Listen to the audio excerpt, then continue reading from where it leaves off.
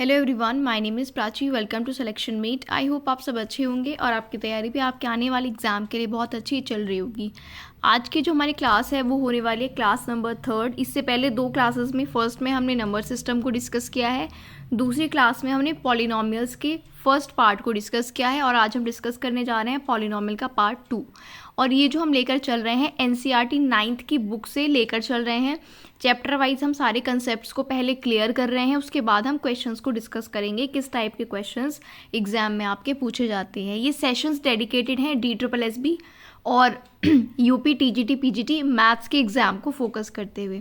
तो अगर आप इनमें से कोई भी एग्ज़ाम देने जा रहे हैं तो आप बिल्कुल सही जगह पर हैं। बहुत अच्छे से एंड तक पूरा वीडियो देखना है। जो कॉन्सेप्ट मैं बताती हूँ वो आपके लिए, आपके एग्ज़ाम के लिए जानना बहुत ज़रूरी है, तो आपको वो अच्छे से समझना है। उसके बाद हम किस टाइप के जो क्वेश्चंस हैं, पहले हमारा कंसेप्ट क्लियर हो जाए, फिर क्वेश्चंस को उस टाइप के हम डिस्कस ज़रूर करेंगे।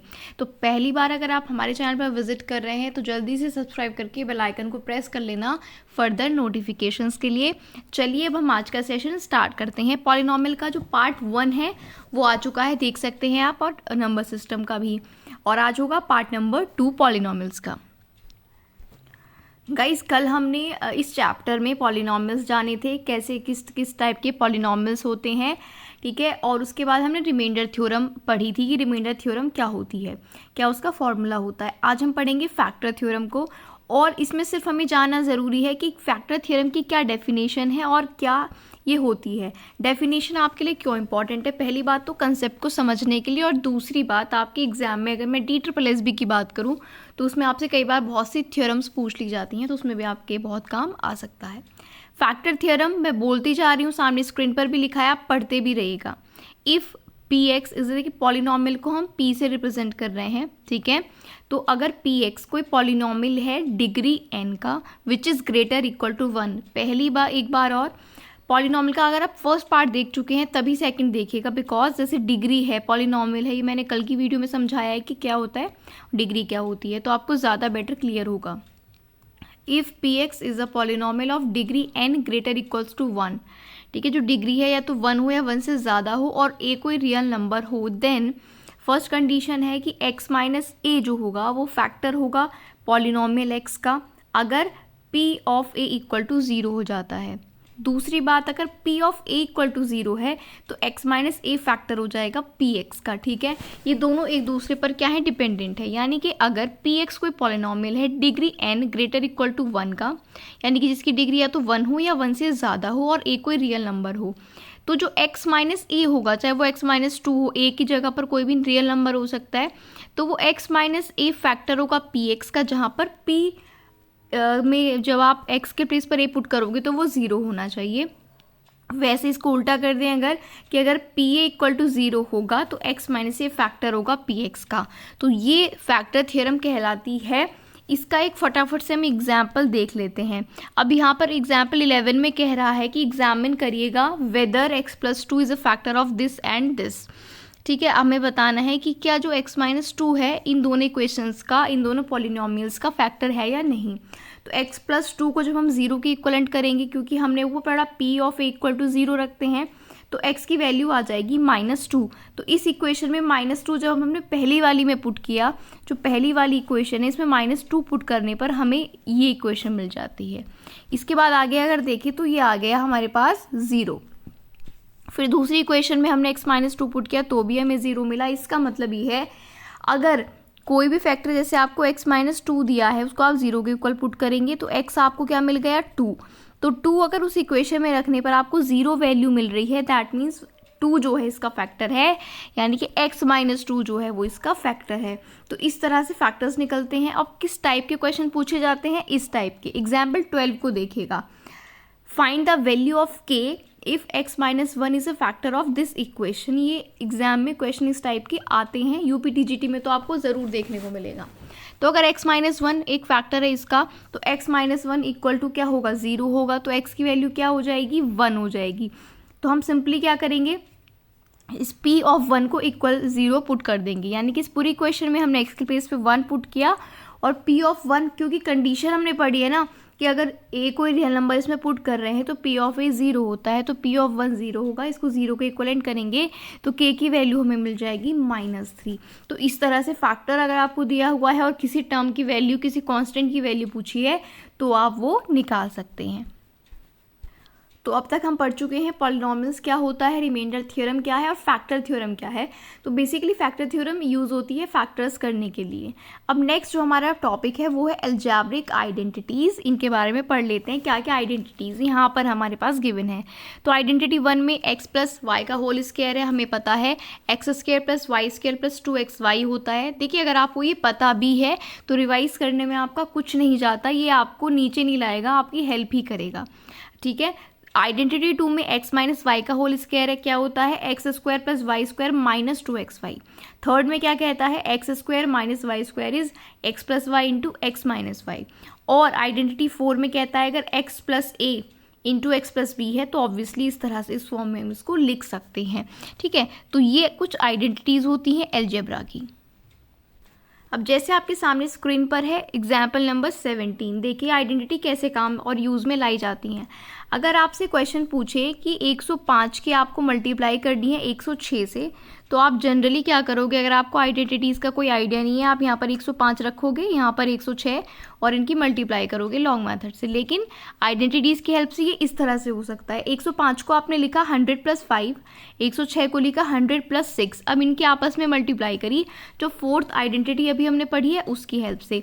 अब 100 की 100 से मल्टीप्लाई करेंगे, 100 का स्क्वायर, फिर क्या किया यहाँ पर हमने 5 और 6 के साथ 100 कॉमन आ जाएगा, ठीक है, और 5 और 6 की एंड में। तो इस तरह से हम इसको सॉल्व कर सकते हैं। जैसे यहाँ पर 100 की 100 से की, फिर 5 की 100 से होगी, ठीक है, फिर 100 की, फिर 6 की 100 से होगी। इस तरह से यहाँ पर मल्टीप्लिकेशन आप कर सकते हैं with the help of identities, ठीक है।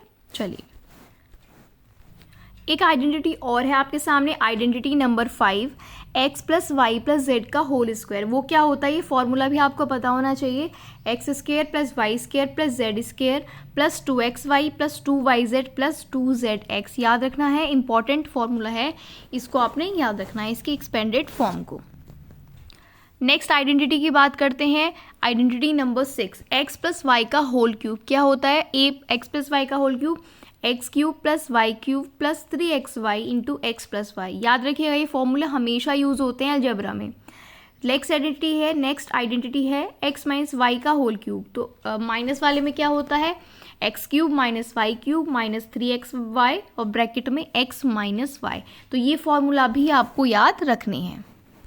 अब इस पूरे चैप्टर में जो भी हमने अब तक पढ़ा है उसकी समरी है वो हम आपको यहाँ पर रिवाइज करा देते हैं। फर्स्ट पॉइंट पढ़िएगा, अब पॉलिनोमियल इसको रिप्रेजेंट करते हैं p से और कोई वैल्यू है यहाँ पर x वेरिएबल।